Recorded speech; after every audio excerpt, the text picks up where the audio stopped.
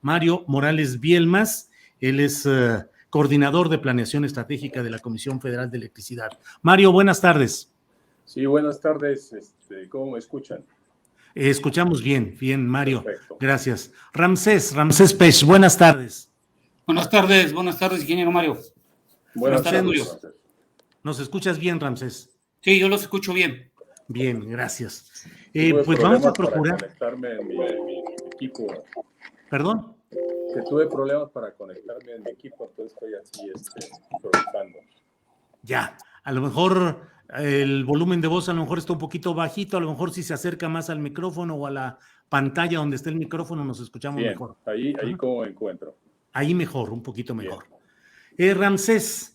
Ramsés y Mario, esta es una mesa de debate, sus puntos de vista, obviamente pues son expuestos con entera libertad, pueden ustedes interrumpir educada y civilizadamente cuando lo crean conveniente para que tengamos el intercambio de puntos de vista, y yo procuraré que tengan un tiempo más o menos equilibrado uno y otro e intervendré cuando sea necesario, pero la voz importante, la voz que se quiere escuchar es la de ustedes. Ramsés Pech, ¿cuál es el daño profundo que esta reforma eléctrica le va a hacer a los mexicanos según tu punto de vista? Es decir, quien nos escucha, ¿qué es lo que debe valorar como la agresión o el daño mayor a esa sociedad mexicana? Bueno, lo primero, hay que explicarle al público que hoy en día no es necesario cambiar la Constitución. Tenemos órganos reguladores como la Comisión Reguladora de Energía, tenemos el Centro Nacional de lo que hace la estabilización de cómo se maneja la energía, el CENACE, tenemos la COFESE y tenemos una Secretaría de Energía que en los últimos años ha ayudado a tener ciertas regulaciones que se puedan acoplar. Con esto que quiero dar a entender que la propuesta que hoy en día está del Poder Legislativo y está en revisión, creo que los 4 puntos que debemos de tomar en cuenta es que es una propuesta que proviene de una entidad, que en este caso es la Comisión Federal de Electricidad, a razón de que tiene ciertos inconvenientes en el negocio que actualmente tiene. Y los puntos que yo pude observar que la Comisión Federal de Electricidad tuvo a bien como un negocio, lo estoy yo observando, es los contratos legados, la parte de autoabasto, los CEL y sobre todo la pérdida del mercado. Viendo estos 4 puntos, yo creo que los 2 primeros de los contratos legados y los contratos de autoabasto, esto podría ser resuelto en una mesa de negociación entre la Comisión Federal de Electricidad, los privados que están y que le venden la electricidad a CFE, y los otros 2 puntos simplemente evaluar y coordinar con la Secretaría de Energía, sobre todo en los CEL, que en las hidroeléctricas se consideren que sí estén dentro del CEL, siempre y cuando estén evaluando cuánto fue la inversión, como hoy en día lo están realizando. Y sobre el último punto del mercado de la Comisión Federal de Electricidad, en estos últimos días hicimos un análisis y resulta ser que la Comisión Federal de Electricidad sí genera el 45% de la electricidad en el país, pero hay un gran aporte en donde la Comisión Federal de Electricidad es preponderante, en donde controla el 75% de la comercialización de toda la energía que se tiene en el país. ¿Y por qué proviene esto? Porque proviene de la parte de los contratos legados y gran parte de los contratos de largo plazo. Por lo tanto, la Comisión Federal de Electricidad, si evaluamos que es un mercado que fluctúa entre 700 y 800 mil millones de pesos, la venta de la electricidad al usuario final, la Comisión Federal de Electricidad hoy en día tiene el 80% de este mercado. Creo que no hay necesidad de cambiar la Constitución. Lo que sí es importante, los puntos que puso la Comisión, y esto podría ser evaluado entre los privados, como ya lo hicieron con los ductos, y lo más importante aquí es que debemos de pasar hacia adelante porque lo que he observado de diciembre a la fecha han aumentado el número de usuarios y la demanda se está incrementando, y con esto lo que me conlleva es que si seguimos y continuamos nosotros debatiendo desde un punto de vista político y no técnico, que es lo que yo como ingeniero me gusta platicar, creo que debemos ir avanzando en ese sentido. Muy bien, muchas gracias. 2 minutos 35, 45 segundos. Mario Morales, ¿qué respondes? No sé si entendí mal, pero no sé si Ramsés lo que dice es que en el fondo pudiera haber cosas defendibles y el problema sea lo procesal. Es decir, ¿para qué cambiar la Constitución y para qué hacer todo esto que se está planteando? Bueno, pues primero diría que la Constitución de diciembre del 2013, la reforma a la Constitución del 2013, es una reforma normativa de carácter agresivo que propició un despojo adicional al que ya existía a los mexicanos. Y voy a explicar por qué. Primero, esto inicia en el 92, definitivamente, con la reforma que hizo el entonces presidente Salinas. Los primeros privados que llegaron a México no pudieron llegar en el 92, llegaron hasta el 2000. Hasta el 2000 CFE le da el suministro de energía eléctrica al 100% de los mexicanos. Del 2000 al 2013 quedó con el 63%. Sin embargo, lo que comenta Ramsés, de alguna manera se pretendió llevar a cabo, porque fue la instrucción que recibimos, ver la manera de que la regulación se pudiera identificar ajustes a la misma regulación secundaria que permitiera detener esta caída de la participación de la CFE en el mercado. El 63% que ya tenía de presencia en el mercado del CFE en el 2013, hoy es el 38%. Y tenemos estimaciones con toda seguridad, derivado de lo que está ocurriendo, que en el 2024 la CFE va a tener el 29%. Si seguimos proyectando, CFE llegaría con el 16% de presencia en el mercado en el próximo 2029. Entonces, ¿a cuánto, perdón? Al 16%. Esto, obviamente, la desaparición de la CFE a través de las diferentes reglamentaciones e indiscutiblemente de la reforma de la Constitución. Porque en la reforma de la Constitución se dio algo muy particular, la fragmentación de la CFE. Se dividió en varias empresas subsidiarias y varias empresas filiales, que todas debían de competir entre sí. Y había una estricta separación, que los órganos auditores estaban pendientes de que no hubiera comunicación, de que no hubiera escala, que no hubiera ninguna forma de poder contribuir entre las mismas empresas, sino que compartieran o de alguna manera compitieran con todos los privados. Entonces, empezamos a hacer algunos ajustes pequeños y lo que ocurrió fueron amparos tras amparos. Si no era Greenpeace, era una empresa, era la otra, era diferente organismo privado y no hubo forma de poder avanzar porque esto lo empezamos a hacer desde el 2019. Un sinnúmero de acciones, coordinaciones. Los privados no querían que se les moviera una coma y los autoabastecedores eran los más renuentes, a pesar de que sabían perfectamente que había una irregularidad plena y total en la forma en que estaban haciendo su operación. ¿Qué quiere decir? Que yo en un principio consideré que iba a ser un autoabastecimiento que iba a producir energía eléctrica para mí mismo, para mis filiales, para mis propias empresas. Y lo que ocurrió fue que se empezaron a agregar socios de paja, socios de $1, y estos socios utilizaron la red de transmisión y la red de distribución para trasladar la energía sin pagarla como correspondía. Y esto generó un mercado paralelo y se le quitaron clientes a la CFE. Claro. Esto de origen definitivamente pues era algo totalmente irregular, puesto que ya teníamos un mercado eléctrico mayorista que se había definido por parte de la nueva reforma a la Constitución. Sí. Aquí en esta parte es muy importante destacar que a pesar de ello no hubo forma de poder avanzar en ningún sentido. En toda la regulación que tratamos de hacer, se trató de implementar por parte de la CNE una política de confiabilidad. La CFE, antes de esta reforma, operaba con costos. Había un mercado económico, había internamente un despacho económico por parte del SENACE cuando estaba participando por parte de la CFE. Este despacho económico obviamente era por mérito de las centrales más económicas a las menos económicas para mantener una tarifa competitiva al usuario final. Claro. En este despacho, pues definitivamente permitía en todo momento que CFE tuviera condiciones óptimas. Sin embargo, en esta negociación que se hizo, pues obviamente todo cambió de manera importante. Bien. Gracias, ingeniero Morales. Ramsés, nuestro compañero Mario Morales ha usado la palabra despojo y se ha hablado de cómo hubo alguna serie de truculencias o de artificios para beneficiar a ciertos sectores. En el ánimo general, en cierto segmento de la sociedad, se habla de todas estas maniobras como algo corrupto que sirvió a intereses empresariales y políticos para afectar la riqueza nacional. ¿Hubo esa conspiración corrupta para quitar riqueza nacional y favorecer a unos cuantos, Ramsés?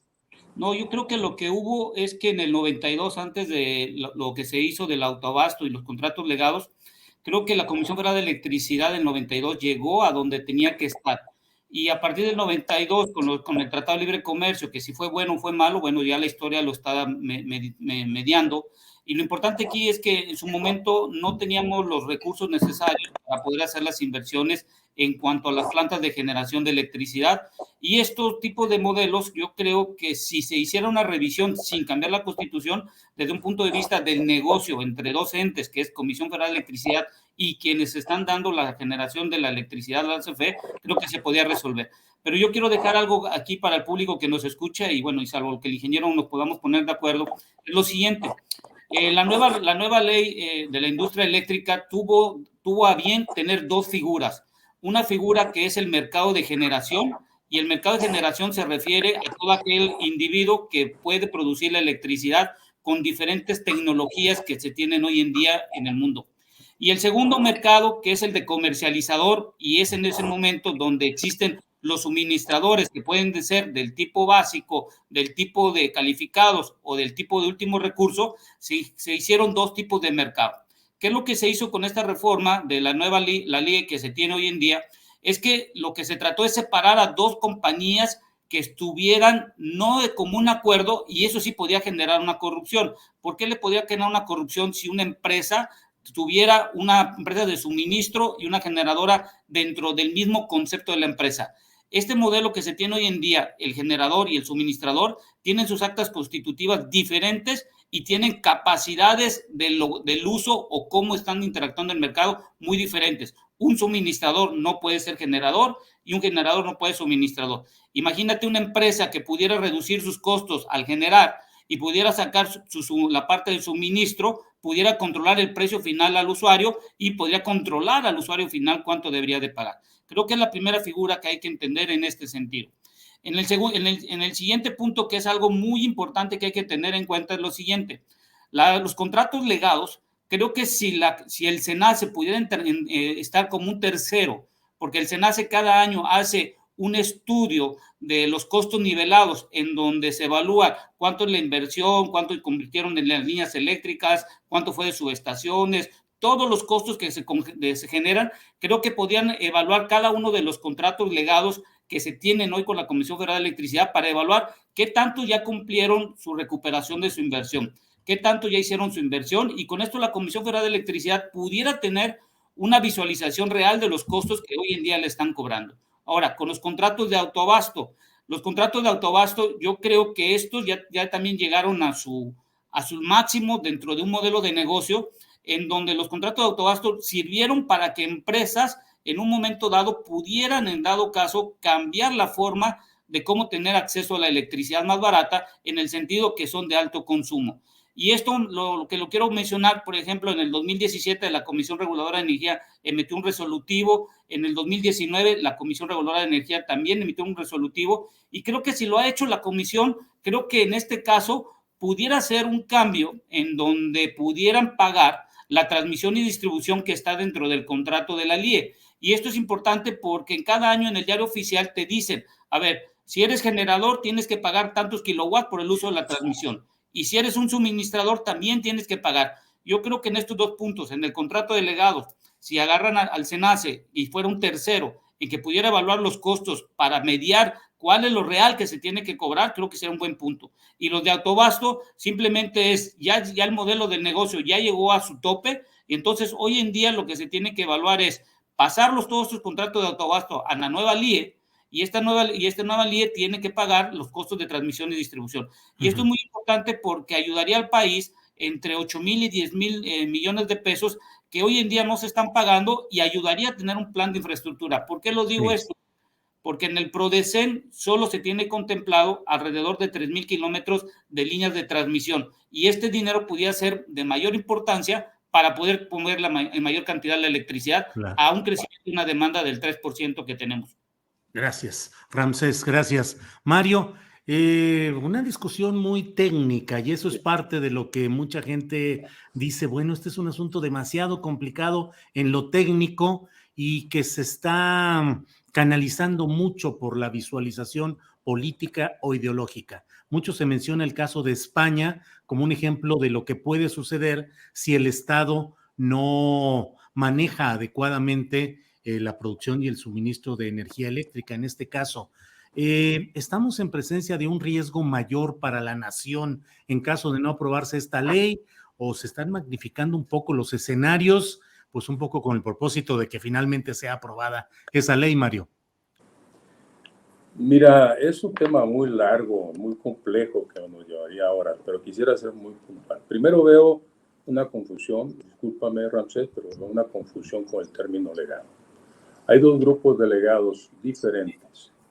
El grupo de legados, que es uno, es los contratos de interconexión legados, que protegen de manera evidente desde la Ley de Servicio Público de Energía Eléctrica y posteriormente los transitorios de la LIE a todos aquellos contratos de autoabastecimiento, pequeña producción, importación y exportación de energía. Estos son contratos de interconexión legados y todos absolutamente tienen la protección en este sentido. Es decir, es muy importante tenerlo muy en cuenta.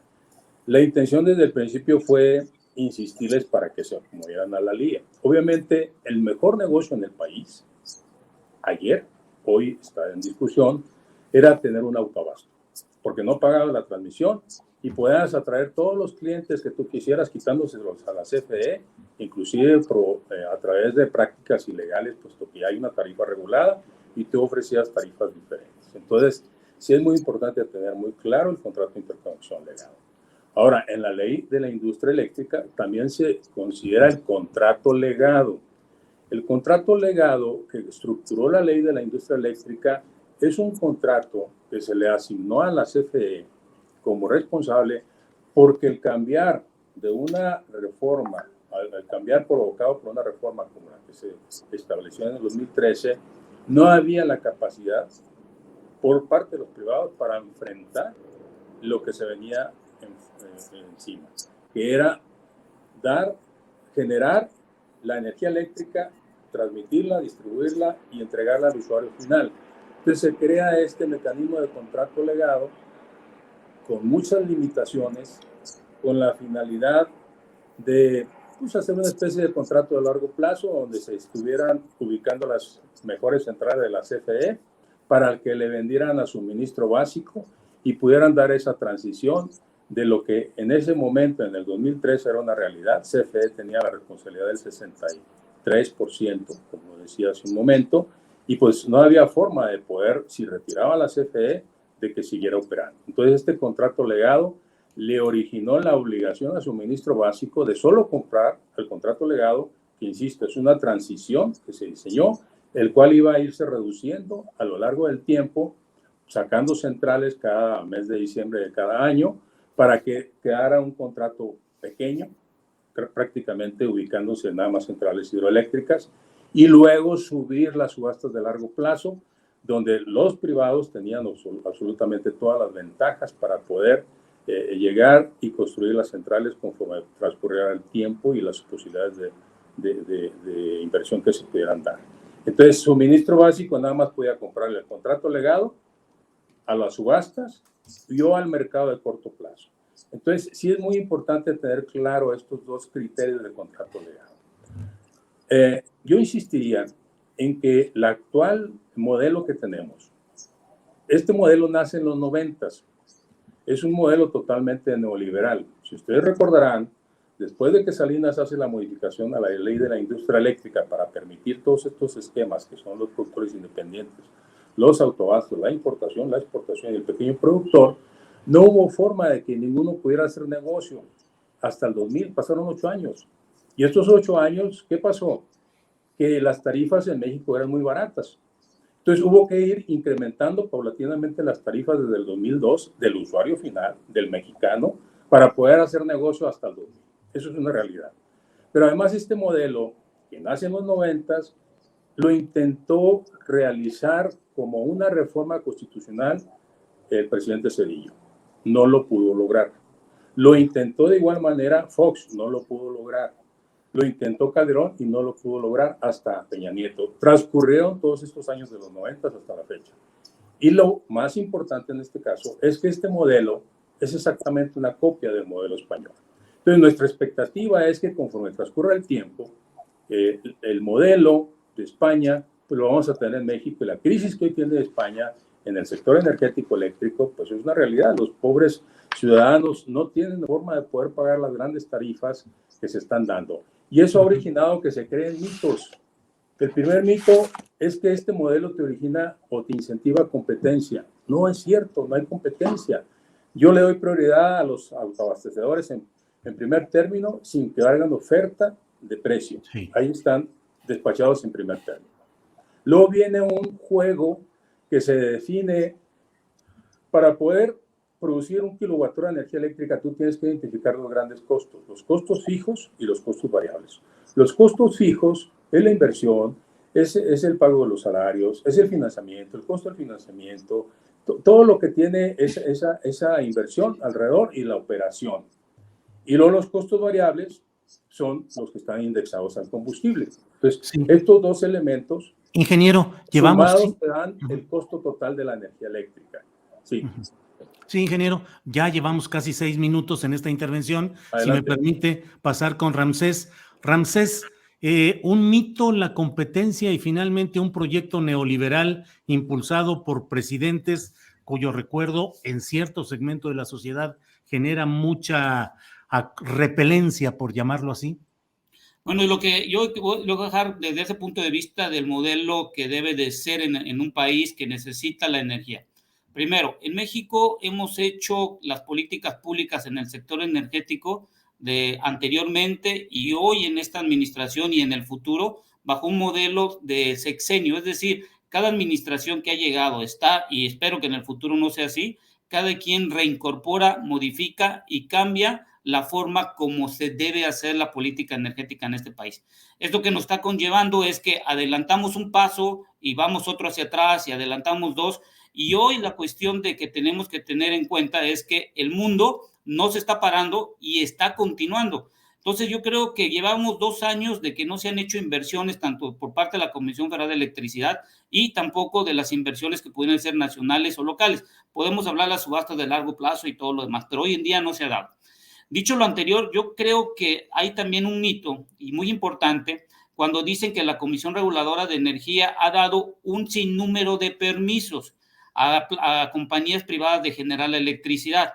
Ahí estoy yo con tal desacuerdo porque yo hago proyectos en la parte del sector eléctrico y una de las cosas que yo he fundamentado técnicamente es, sí, me van a dar el permiso de la generación de la electricidad, pero el permiso más importante para que yo pueda poner una planta es el que me va a dar el SENACE, porque en el SENACE hacen 3 estudios que son muy importantes para determinar si me puedo hacer el contrato de interconexión, que en este caso lo haría con la Comisión Federal de Electricidad, porque es la responsable de la transmisión.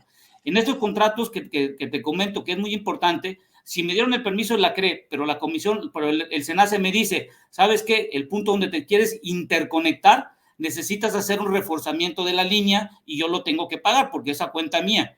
No, resulta ser que no, que necesitas hacer una línea nueva y una línea nueva cuesta entre 3 a 4 millones de pesos el kilómetro, hasta la posible subestación donde yo pueda hacer la interconexión.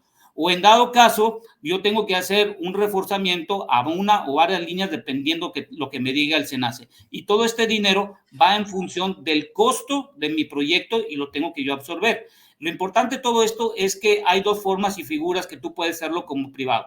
O tú administras la línea de transmisión que tú hiciste la inversión o se lo entregas a la nación. Y lo que hace comúnmente los privados es que se lo entregan a la nación dependiendo de dónde y el cómo. Entonces, ya aclarando este punto, quiero pasar a otro. La Comisión Federal de Electricidad, hoy en día, de los 46.2 millones de usuarios, tiene casi el 97.45 de usuarios que pueden ser entre empresa, mediana, residencial, gran industria, comercial, y agrícola y servicios. La parte de autoabasto solo tiene el 0.17% con los 77.767 usuarios. Y el mercado solo tiene 2.38 de usuarios finales, estoy hablando de usuarios finales, y hoy en día la comisión tiene esa gran cantidad de la parte de usuarios que tienen hoy en la parte del control.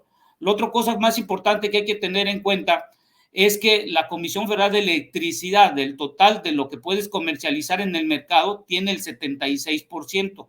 Y para finalizar sobre este punto, quiero comentar lo siguiente.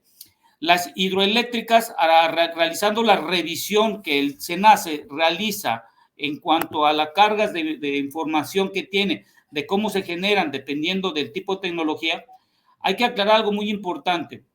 El SENACE hace la revisión de cuánto es la demanda real y cuánto es la que se tiene pronosticada en un término de 24 horas.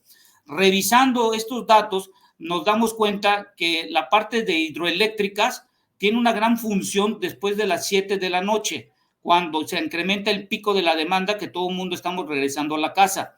Y la parte solar solo tiene su vigencia de las 9 hasta las 17, 19 horas, dependiendo de la zona donde esté. Y la parte eólica mantiene constante su generación.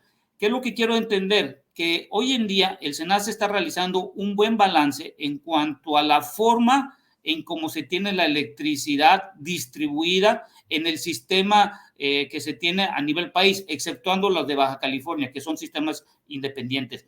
Pero hoy en día lo que podemos observar es que la reforma o la propuesta hoy en día, yo creo que si pudiera sentarse la Comisión Federal de Electricidad con los privados y evaluar cuál es la mejor condición del mercado, no por el hoy, sino para el futuro, yo creo que el usuario final, donde estamos todos nosotros, seríamos los mayores beneficiados.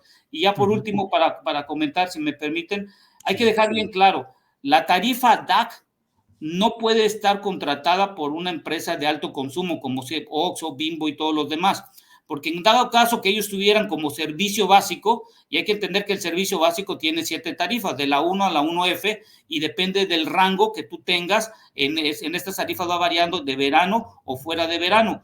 Pero cuando tú pasas una tarifa DAC, es por ejemplo la 1F, necesitas consumir 2.500 kilowatts al mes, y si te pasas por 12 meses de esto, pasas a la tarifa DAC que te cuesta 5 pesos. Imagínate un Oxxo, un Walmart que están las 24 horas del día, automáticamente costaría 5 pesos, y esto, acuérdense que ellos tienen que recuperar ese dinero, y esto cómo repercutiría directamente a la inflación. Es por eso que la parte de autoabasto es un modelo, como lo digo, ya se agotó, y si en dado caso tienen que pagar la transmisión y distribución, creo que lo deberían de hacer, y eso lo puede hacer la Comisión Reguladora de Energía por medio de un resolutivo si existiera la voluntad. Gracias. 5 minutos 17, gracias, Ramsés. Hablamos mucho de SENACE, y para quienes nos escuchan, es el Centro Nacional de Control de Energía, que es un organismo público descentralizado cuyo objeto es ejercer el control operativo del sistema eléctrico nacional, la operación del mercado eléctrico mayorista y garantizar imparcialidad en el acceso a la red nacional de transmisión y a las redes generales de distribución. Mario, ahorita toca, Ramsés, el tema de los Oxxos, que es algo que se mueve mucho en el ánimo popular, el entender este asunto de decir, bueno, ¿por qué yo pago tanto dinero y un productor o un comerciante minorista, pero de una gran red como es Oxxo, paga menos? Yo insisto en ese planteamiento para el consumidor final, para quienes nos escuchan, ¿cuáles son los riesgos y los beneficios de este proyecto en lo concreto? Gracias. Mira, pues primero decirle a Ramsés que sí se hizo esa negociación, ese acuerdo, ese análisis. Se duró más de un año construyendo las nuevas tarifas que se convirtieron en la resolución 893 y 894, que fueron publicadas el 8 y el 9 de junio del año 2020, para que los autoabastecedores pagaran lo que correspondiera al transporte de la energía. ¿Qué sucedió? Que inmediatamente los amparos, obviamente el Poder Judicial en el área de competencia, queda muy claro cuál es su tendencia. Ellos van a proteger a todos los privados. Indiscutiblemente lo hicieron y ampararon primeramente con un criterio de que energía limpia, que son una buena parte de los autoabastecedores, energía limpia, medio ambiente sano, derecho humano. Entonces en automático otorgaron los amparos y impidieron que se aplicaran estas tarifas emitidas a través de estas resoluciones. Luego, los que no tenían esta consideración de que eran energías limpias, porque eran obviamente centrales convencionales que quemaban gas, o la mayoría gas, pues obviamente solicitaron, se les rechazó por parte de la primera instancia del Poder Judicial, pero solicitaron la revisión y el tribunal les otorgó el amparo. Entonces, eso no es cierto, Ramses. Desde el primer día de la actual administración se trató de negociar, pero cualquier coma que se le quitara a cualquier elemento que ellos consideraban que les podía afectar, inmediatamente reaccionaban. Y el Poder Judicial ha sido muy claro en su postura de defender los intereses de los privados en contra de los mexicanos. Eso nos queda muy claro. En cuanto a lo que dices de hablar de los estudios y de que efectivamente aquí había un juego perverso. La CRE otorgaba absolutamente todos los permisos que se los solicitaban, puesto que los requisitos que se necesitaban en la CRE no tenían ningún elemento técnico, puros administrativos. Entonces yo podía solicitar el permiso donde a mí me pareciera mejor, independientemente si era en el norte, en el sur, en el centro, yo tuviera un terreno, una propiedad, etcétera, y de alguna manera ese permiso era autorizado. Se autorizaron miles de permisos, tenemos los datos. Efectivamente, después llegaban al SENACE. El SENACE hace 3 estudios, todavía los hace, y el último es el que se paga. Pero nos encontramos con una gran sorpresa. En CFE, la red de transmisión es la columna vertebral, es lo más importante que tenemos para poder garantizar el transporte de la energía de un punto a otro a las grandes distancias. Y nos encontramos con que había tal influencia y dinero, obviamente, de corrupción, donde en algunos puntos abrían la línea de transmisión. Jamás se permitió que se hiciera eso. Y hoy tenemos puntos de falla en condiciones críticas, en donde resulta que tenemos una central inyectando directamente como TAP en una parte de una línea de transmisión. ¿Qué originó esto? Pues la alta concentración de energía eólica que tenemos en el sureste, la alta concentración de energía eólica que tenemos en el noreste, la alta concentración de energía solar en Sonora, en Sinaloa, en Chihuahua. Eso origina un gran problema, porque no deja de ser energía intermitente. Entonces, el problema aquí es delicado, es grave. Hoy por hoy, los sistemas, esta mecánica de mercados eléctricos mayoristas está teniendo su crisis. Insisto en los mitos, no generó competencia. Lo peor, no incentiva al mercado para que tú amplíes la matriz energética.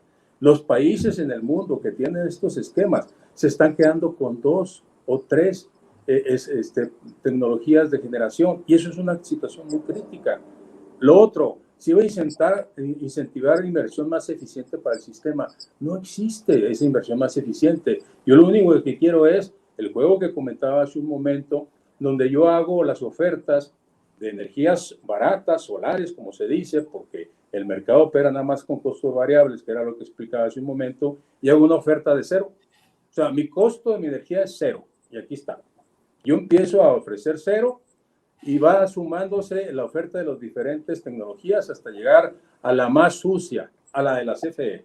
Una turbogás que quema diésel y que está en la península de Yucatán, porque no hay otra opción para poder generar, porque ahí no hay interés de los inversionistas. Y cierro el mercado en ese momento, el marginal es de 3 pesos.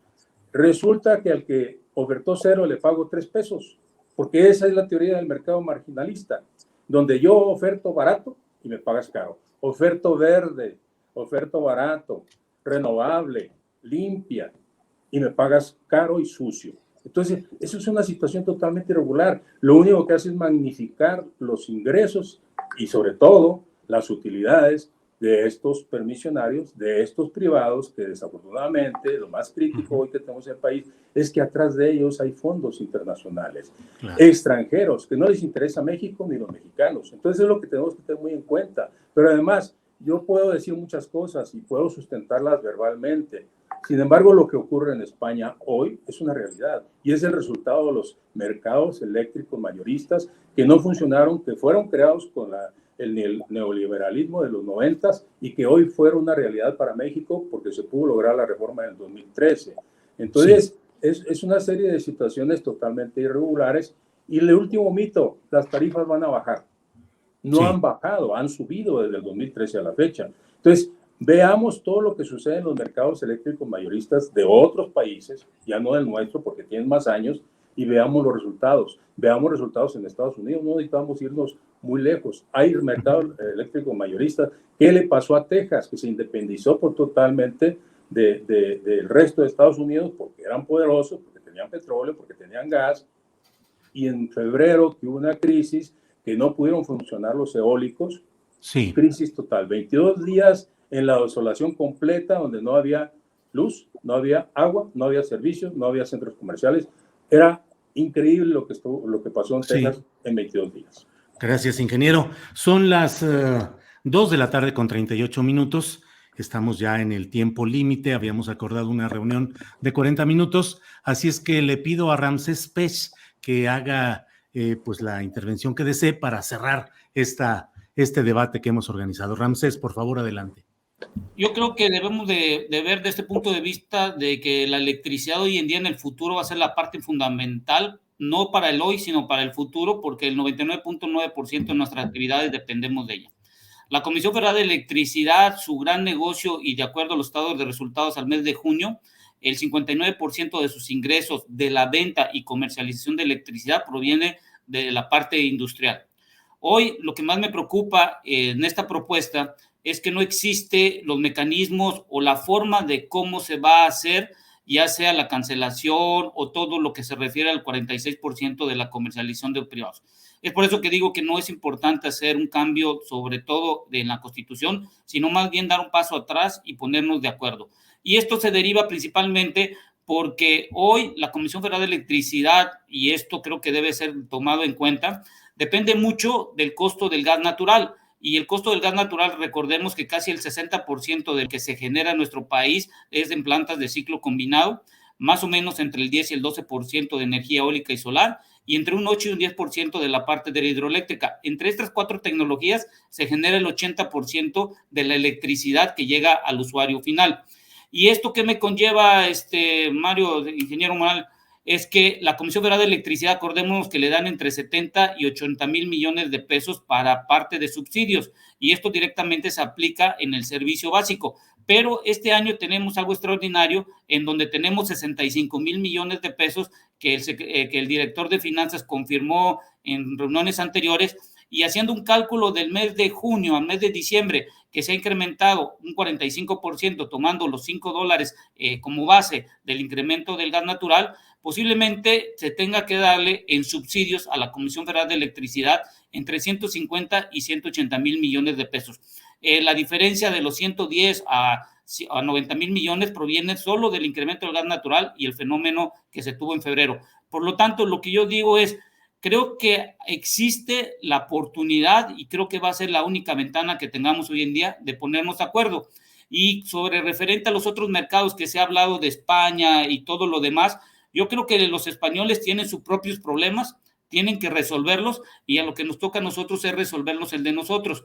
¿Por qué? Porque allá en España tienen dos mercados, el que se llama mercado regulado, que es el PVPC, en donde tienen 10.5 millones de usuarios, y ellos tienen una tarifa que está regulada y cada hora va variando, y lo pueden ver en la página que está en España. Y el otro es el mercado libre, donde hay 17 millones de españoles en donde negocian el precio de comercialización. Ese es un tipo de mercado que tienen ellos allá, y ellos son más o menos de entre 25 o 28 millones de personas.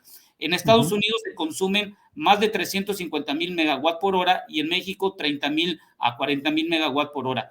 Creo que lo importante aquí es sí ponernos de acuerdo entre las partes que son generadores y suministradores, y sobre todo dar un entendimiento que tanto el ingeniero como yo estamos hoy en este día, en este momento. El problema es hacia el futuro. Hoy podemos hacer una modificación en la Constitución, pero la pregunta es, ¿en el futuro nos va a ayudar? Debido a que en México no hacemos una planeación de largo plazo, y cada administración que ha estado, está, y espero que no es que la que vengan en el futuro, no hay un plan de largo plazo, y eso nos vuelve inmersamente codependientes, por ejemplo, de nuestros socios comerciales como es Estados Unidos y Canadá, y en donde México sí es autosuficiente hoy en día, siempre y cuando esté dentro del TEMEC, porque estando fuera del TEMEC, muy complicado. Y con esto finalizo y agradezco.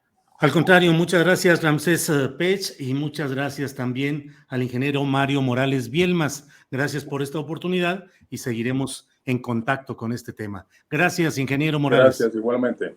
Gracias, ingeniero, que tenga buena tarde. Igualmente, Gracias. Ramsés. Buenas tardes. Gracias, Ramsés. Gracias a los dos. Hasta luego.